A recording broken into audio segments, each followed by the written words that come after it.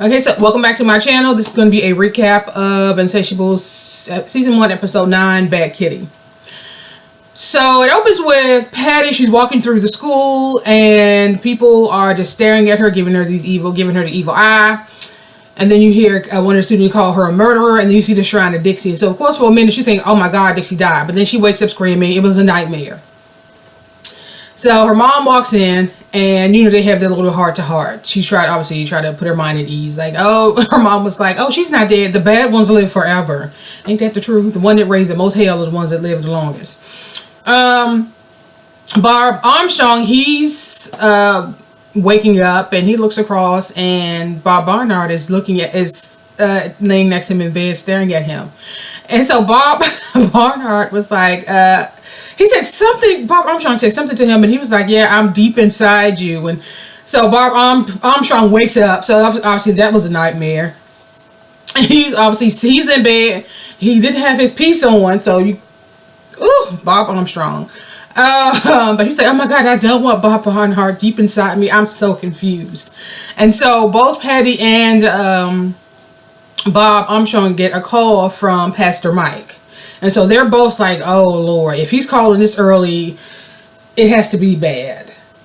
Patty and Bob, they're in Pastor Mike's office. And Pastor Mike is still on this demon thing. He thinks that her teratoma is a demon inside her. And Patty is just looking for any reason to not be responsible for her actions. So Pastor Mike even went as far as telling her that if she doesn't have it removed, the teratoma, that he's going to strip her of her crown.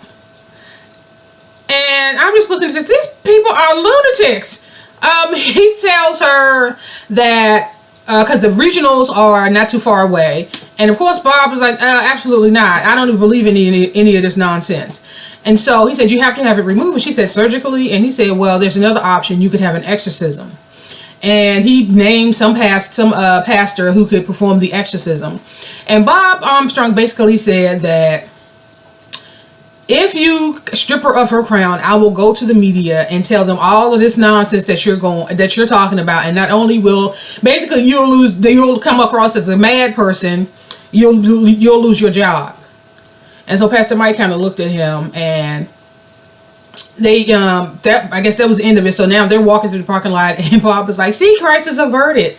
And Patty's like, well, I don't know, what about my immortal soul? And he said, you're not actually buying into this stuff, right? He said, I don't know, maybe it could be, maybe it'll explain why I am the way that I am. But a teenager who had an eating problem, partly because she came from a dysfunctional family. That's the story of men. That's the story of a lot of teenagers, unfortunately. It doesn't mean that you have a demon inside you. It's like sometimes Patty get on my damn nerves. So he's like, he said, well, it would explain. She said it would explain the way that I am. He said, so with bipolar disorder. He said, we have more things to worry about, like your image. Go to school and see what you can find out about Dixie's condition. So of course, once they took her away in the ambulance, nobody knows what has happened to Dixie at this point. And I'll see what I can do about the crunch and munch, because she still has the 2 fang marks on her neck where Dixie bit her, which is why she pushed her ass off the truck to begin with. Patty gets to school. Of course, everybody is staring at her, but it's not the stare she thought that she would get. And so Nonnie is standing at her locker, and she's like, why is everybody staring at me? Nonnie said, because you went viral. And so they have a YouTube video of Dixie calling her vampire bitch, showing where she attacked Patty and bit her on the neck. And so Patty was concerned about whether or not the pageant committee saw it, and Nonnie was like, at this point, I think everybody has seen it. So Christian walks up, and he said, he tells her, I'm glad you didn't go through with the exorcism or agree to the exorcism. So Nonnie is like, exorcism? What the hell is he talking about? And they kind of tell her what was going on. And she said, well, Nonnie, you've known me my whole life. Do you think that I have a demon inside me? And Nonnie didn't say no, but I don't know. See, Nonnie is compromised because she has feelings for Patty. So I like Nonnie, but Anywho, so Nonnie ends up going to class, and Christian and Patty stays behind her talk. She's like, "Why are you even talking to me? Didn't your father tell you to stay away from me?" And he said, "Oh, he told me you were possessed." And basically, he's trying to convince her into having a seance and saying that something in Brazil, how he met a shaman, and the shaman believed in all of these demons and spirits and all of these things, and that he thinks that they should have a seance. And she's like, "Why in the world would I ever agree to something like that?" And he said, "Well, I'm really trying to help." He said, "Because I love you." And so she was like, I'm not, this is what she's saying to herself. Because, this show has a lot of voiceovers. She's like, "Well, I'm not desperate enough to think that he loves me, but I am desperate enough to let him help me." So I don't know if Christian is still screwing with her because the military school is still on the table. And so his father is using Christian to get to her at this point. I don't know, but I wouldn't put anything past these folks. But she's agreed to let him help her. Bob finally gets to the office, and Patty sends him the vampire bitch video. So now he's like, "Oh God, more damage control." So if you remember the last episode, Bob Barnard confessed his love for Bob Armstrong. So as he's standing in the foyer, I guess, responding to Dick Patty's message, he sees Bob Barnard is already at work, and so he skedaddles into his office. Bob Barnard walks into the office, and he's trying to Bob Armstrong's trying to play it cool. I can't believe, why did they name both these characters Bob? Trying to play it cool. It's like, "Oh, how's Regina? How's Dixie?" And he's like, "Oh, she's with Regina. Regina got out early, so she's back with her psycho ass mammy." And he said, "Oh, okay." He said, "Well, we have to talk about the kiss." And Armstrong's like, "I don't know. It never happened, and it's my word against yours." And he said, "I meant what I said. I'm in love with you, and I've always been in love with you." And he said, "Well, why were you always so why were you always stabbing me in the back?" He was like, "Oh, that was just me pulling your pigtails, because I can never really say how I felt." And that's what little boys do to little girls when they like them. They pull their pigtails, pull their hair, or put gum in their hair, or do some little crazy, silly stuff children do. He's like, "Oh, that was just me pulling your pigtails, because I can never tell you how I felt." And he said, "What about Eddie Mae?" He said, "I married a beautiful, strong, successful woman who's a doctor who's never around, which allows me to do what I need to do." But he said that Bob Barnard was all about having this certain image. And so Bob Armstrong asked, "Does she know about you?" He said, "No, of course not." And so he said, "And I know you feel the same way about me." He said, "Because you did kiss me back." And Bob Armstrong was like, "I was pushing you away with my lips." So these people are they lunatic. He said, "So why do you always have so much passion behind, every time we have our, we have our fights, our disagreements?" So he's like, "I meant what I said." Basically, Bob Barnard was like, "I meant what I said. I've loved you. I've always loved you. I just didn't know how to say it." And eventually Bob Armstrong told him, "Get out of my office. I have work to do." And so Bob Barnard kind of smiled, and he walked on out the door, and he closed the door behind him. Wow. After the little situation with Barnard, Armstrong went to Coralee's hotel room because he had some crazy idea that him having sex with her was going to do what? I don't know. But she just wasn't going for it. She was like, "You have too many problems, and sex needs to wait. I think that we need to go to marriage counseling." And of all the people she recommended, she said in her organization that she created, Wombs, there's a woman who's who's Pastor Mike's wife, who do marriage counseling. And so of course now he's like, "Pastor Mike is a lunatic, and I don't want him knowing my personal business." And she was basically adamant about it. So she went on and made an appointment for them to sit down with the pastor and his wife. So Patty and Christian, they're in her room, all set up to do the seance with the Ouija board and everything. And Nonnie and Dee walks in. So Patty got a little huffy and pulled Nonnie to the side and said, "Why did you bring her? Like, having a demon inside you is kind of private." And so Dee had to check her, like, "You should be glad that your friend showing up for you when you need her, and that her girlfriend understands enough to go along with that bullshit." And so she walked away. They just be looking, God damn, it's so ridiculous. So they sit down to do, to do the whole seance thing, and they just asking questions of who are you and what do you want and this whole thing, and all of a sudden the thing starts moving and it spells out hi fatty, and she's like, hi fatty, who is this? And then it starts to spell out John. John is the homeless guy who in the second episode he was in the hospital, I believe, and once she wished dead and he ended up having a heart attack and dying. And then it spells out killer, and Dee was like, why is it calling you a killer? And her and Nonnie, and I was like, because you killed someone? And it's like, what? Well, I wished him dead. And then Nonnie said, well, and then he had a heart attack and died. And then Dee was like, yeah, you do have a demon in you. Why are people feeding into her lunacy? Bob and Coralee sit down with Pastor Mike and his wife, and they decide to try this role-playing exercise. So they asked Coralee to try to get into Bob's head to see if you can understand why he went outside the marriage. And so she did this whole thing, his mannerisms and everything, and she understands me because of my hair and my interest in hair and makeup and my caboodle. So she had him down. And he's like, I do not wave my hands like that. And so Pastor Mike and his wife was like, the whole point of this exercise is that you guys need to learn to listen to each other. You doing Y makes me feel, you doing X makes me feel Y, and the whole kind of thing. And so he's like, well, he turns to her and say, I don't like it when you call me gay because I am not gay. And she kind of looked at him like, what the hell did I ever call you gay? So, whoops. Bob, as they say, your slip is showing. Well, it's been showing, but I'm just saying, you on some Marilyn Monroe shit right now. Have us calm down. Another piece of the puzzle. Okay. Patty's mom, she's in the kitchen going through her piggy bank trying to scrape up some money for Patty's 18th birthday.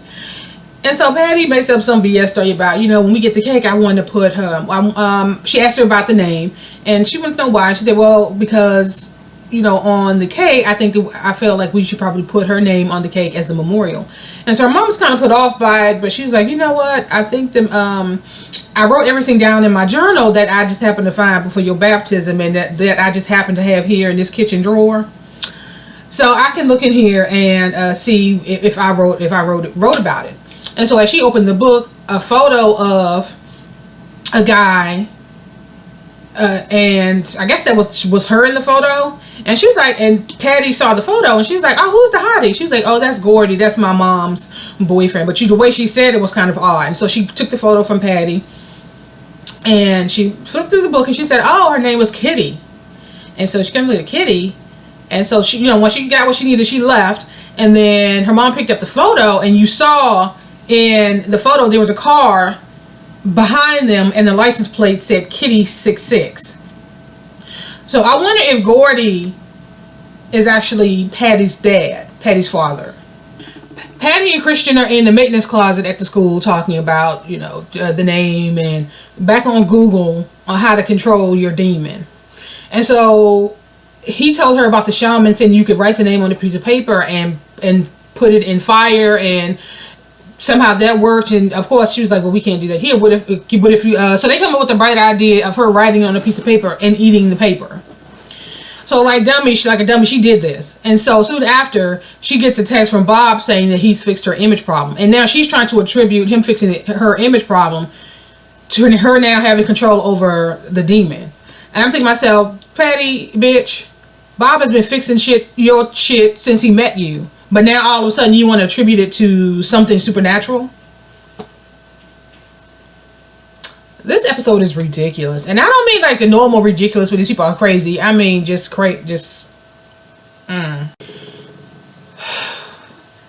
Bob and Patty finds out that Choi's father canceled her sponsorship. He was going to sponsor her for the Miss American Lady pageant. And so they're at the Wiener Taco talking to him, and he was basically like, that little incident damaged our reputation as a family business, and no business means no money means no sponsorship. And so a ton of high school students walked in. It's like, is this where the vampire bitch fight happened? Initially he said no, but she's like, yes, and I'm that bitch. And so he's like, what are you doing? She's like, drumming up business. So now all of a sudden she's on this high She's a popular girl. People, you know, she has like swag and get t-shirts and the whole thing. People asking for an autograph and showing up at the Wiener Taco to take photos with her, and it's a whole nine. And she's back at the school, and you know, people are giving her the thumbs up, and you know, it's vastly different than when she was Fatty Patty. And then who walks in? Regina Vagina and her damn daughter Dixie. Well, Dixie wasn't exactly walking. Her mother was pushing her in a wheelchair. She has a neck brace on, and she's telling people that she's paralyzed from the waist down. Them bitches are something else.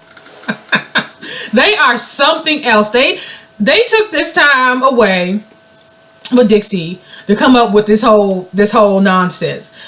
Okay, at this point, as a viewer, you know that they're full of shit. But of course, she's push her up to Patty in the hallway, and Dixie was like, I'm just, it's not your fault. I attacked you. And, even though I may have lost the use of my legs, I've gained the use of my heart. And I just want to let you know there are no hard feelings. So, teenagers are fickle. And so while they were all bigging her up and giving her the thumbs up and smiling the whole nine, now, since Dixie has made her little speech, now they're kind of giving Patty the side eye. Like somehow she's the bad guy for defending herself. So Regina was like, well, we spoke to the principal, and he agreed to do an anti-bullying program, and so that you and Dixie can apologize to each other in front of the whole school. So she pushed Dixie on down, wherever, down the hall, and Brick shows up. He haven't seen him in a while, and so he's talking to Patty. He's like, can you believe that they expect me to apologize to her? I didn't do anything wrong. And Brick was like, well, it's the right thing to do. And so she's kind of giving him the side, looking at him kind of crazy. And so Christian walks up and said, well, something about she's not good, and the being bad is good, or something he said. And Brick said, what does that even mean? He said something else, and Brick was like, what does that even mean? And he was like, well, she has a demon inside her. He looked at Patty, and she's like, you know what, don't even worry about it. It's a long story. And so Brick looked at him, and he said, he's brainwashing you the same way he did to Magnolia. And so Christian just put his arms around Patty and walked on down. I'm looking at this light for some reason. I don't know why. And he put his arms around Patty and walked on down the aisle, and Brick is left there like, what the hell is going on with her? Bob and Coralee, they're having another meeting with Pastor Mike and his wife. And they are still trying to obviously figure things out. And Pastor Mike and his wife are saying how fighting can lead to intimacy. It leads to intimacy. And so they role played. And so she was like, okay, let me find a trigger topic. And obviously the trigger topic is their son Christian. And so they keep on mentioning what happened in Brazil, but they still haven't said what actually happened in Brazil. They keep on saying that thing that happened in Brazil. And so Bob's like, what happened in Brazil? And they started talking to each other. They didn't even respond to him. And she said that whenever you threaten to send him to military school and you don't follow through, that he knows that he can manipulate you. And he was like, well, I just feel like sending him off I think that him being isolated is going to make the situation worse. He said, and you trying to send your own son to jail, it wasn't the right move either. And so they go back and forth. And next thing you know, they all over each other on this couch. They all hot and bothered. And eventually the Armstrong was like, that's our couch. What the hell? And so they come to, so they stop, and it was like, oh, can you have some water? And so she's like, oh, in the kitchen. So they both go to the kitchen. And Bob and Coralee, he talks about, he said, I told you makeup sex can be fun. She said, yeah, but in order to have makeup sex, we have to fight. He's like, what do you mean? He said, well, oh, you want to fight? Let's talk about you sleeping with our massage therapist just to get back at me. And she's like, well, no, I didn't sleep with him to get back at you. I slept with him because I wanted to. And so he's like, she was basically like, ever since you got me out of that trailer park, and I feel like I've been role playing. he's like, well, you wanted to be a Southern socialite, and so I did what I could to make that happen. And she's like, I know, and I know and I understand that, but I felt like once you did that I became your creation, and that I've been playing a role all these years. And for the past 20 years, we've never spent more than a few days apart from each other. And my time away kind of allowed me to, I don't know why I keep looking up at this light, allowed me to actually help me to understand that I need to be who I am, but because I've been playing a role for so long, I don't even know who that is anymore. And so I need the space to do that. And so he said she basically wants to spend some time focusing on the organization WOMS and trying to figure out where she fits in. And he said, well, that's great, because that's what I do. I help you. And she was basically like, no, I understand that, but this is something that I need to do on my own. And I hope that you love me enough to give me that space. And so you flash to the pastor and his wife. They ain't going there to get no damn water. They all on their table, all trying to hunch on the table. So Brick comes down and he's like, okay, who the hell are you and why are you making out in my house? And so they said, oh, I'm Pastor Mike and this is my wife. So and he said, you're Christian's parents. He said, oh, you know our son? Go figure. He's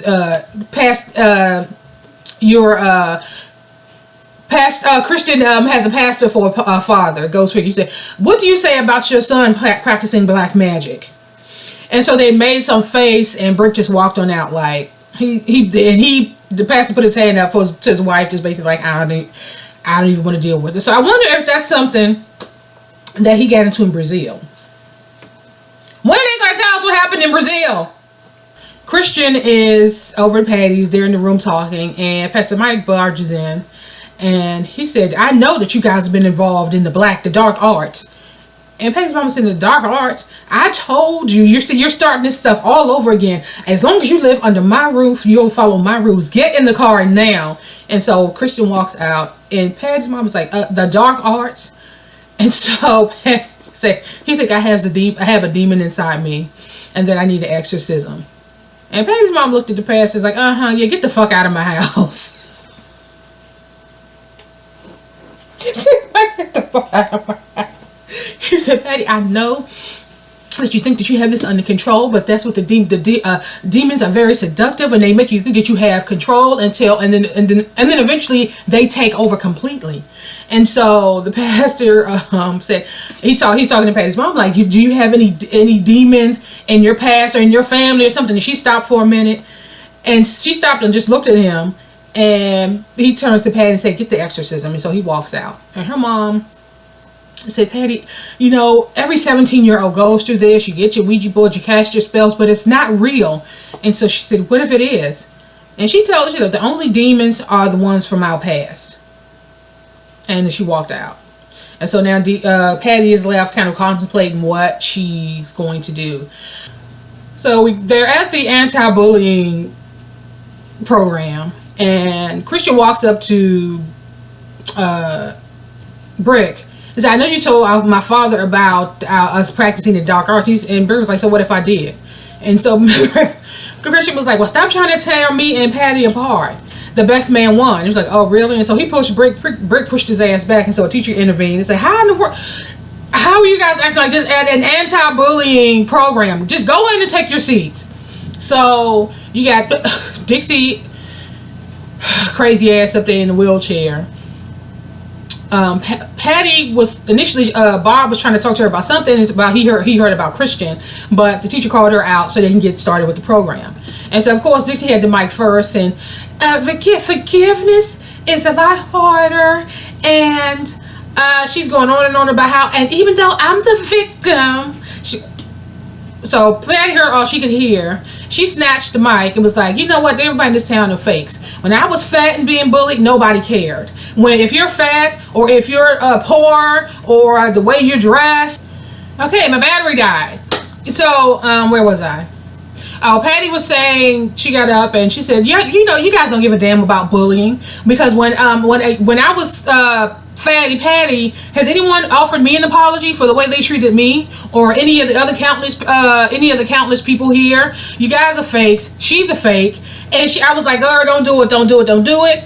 And so Dixie is full of shit, and so she gives the teacher the mic, and she takes the wheelchair and flings the wheelchair, and Dixie, of course, flops on the floor. Now, we know that she's full of shit and faking, but of course, now Patty looks like a heartless. Now Patty looks like the heartless bitch, right? And so, which she didn't even start off well, because when she walked out, people were actually booing her. So at this point, Patty, Nonnie, Choi, and Bob, they're standing outside the auditorium, and Choi was like, that was like one of the worst things I've ever seen. And so Patty was basically like, you know what, fine, I'm going to do the exorcism. And so they're going to do it at the school. So they go to a science lab or somewhere, where a place, that room that's empty, and Pastor Mike, I guess he couldn't get in contact with the pastor that he knew, so he was on his way to do the exorcism, and then they hear him, he's on the speakerphone. He gets into a car crash and the phone hangs up. So Christian has to leave to go see about his father. And now Bob Armstrong is going to perform the exorcism. I'm assuming they're back on Google, and they've Googled how to do an exorcism. So you have Choi. They've taped Patty to one of the lab tables, right, to restrain her. And you have Choi, Nonnie, and Bob Armstrong. Bob Armstrong is got the bottle of water. He's trying to bless this bottle of water to make it holy. Lord have mercy. Repeat after me. Lord have mercy. God have mercy. He's on Google, right? So he ends up opening the bottle of water and splashing it with the water.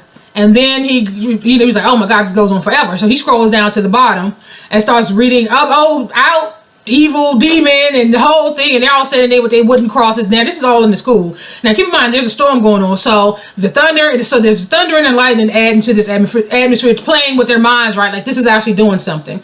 And then a branch comes through the window. And because of the storm, it's like the wind is going crazy, and then there's a power outage, and you see some sparks, and so they really think this mess is working. And then towards the end, so then Patty starts like, I don't feel so well, and so she gets sick, and she's now throwing up the paper that her dumb ass has been eating, trying to control this demon, right? So the father actually gets there. He's played by John Lovitz, and he basically is like, there is no demon. A lot of times when people think it's a demon, it's basically them fighting against themselves. And it was all about, basically this whole shit was all about Patty not wanting to be responsible for her fuckery and for the mess that she does. That's all she needed. She was really working, trying to find something else to blame or somebody else to blame. He was like, no, that was you. And she said, well, I pushed Dixie out of a wheelchair. He was like, that's on you. Like, all of these things that are happening are things that you've actually done. And in the heat of the moment, you've done them because you wanted to do them. It's nobody's fault but yours.